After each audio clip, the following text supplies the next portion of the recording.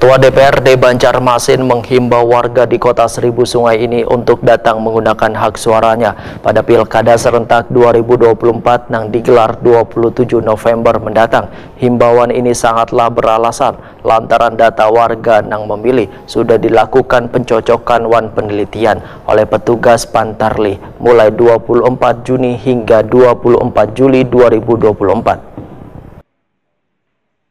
Ketua DPRD Banjarmasin Hari Wijaya menghimbau warga di Kota Seribu Sungai ini untuk datang menggunakan hak suaranya pada Pilkada serentak 2024 yang digelar 27 November mendatang.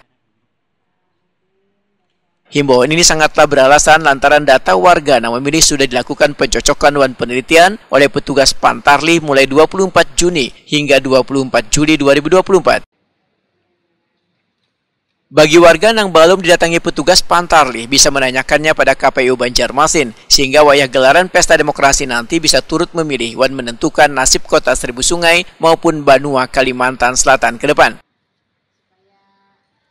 Demikian dipedahkan Ketua DPRD Banjarmasin Hari Wijaya Wahyutakuni Prima TV di sela-sela pencocokan wan penelitian pemilih di kediamannya Jalan Ahmad Yani, Komplek Bunyamin Permai 2 Banjarmasin Selatan, jelang tengah hari Senin 1 Juli 2024. Hari Wijaya berharap warga turut membantu petugas Pantarlih dalam pencocokan wan penelitian pemilih ini.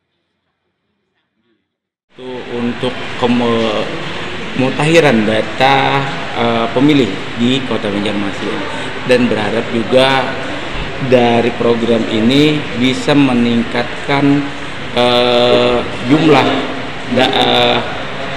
pemilih yang akan memilih nantinya di TPS di Kota Banjarmasin. Hari Wijaya menyatakan apresiasinya pada petugas Pantarlih yang sudah berupaya mendatangi rumah-rumah warga untuk mencocokkan wan meneliti data pemilih demi suksesnya Pilkada serentak 2024.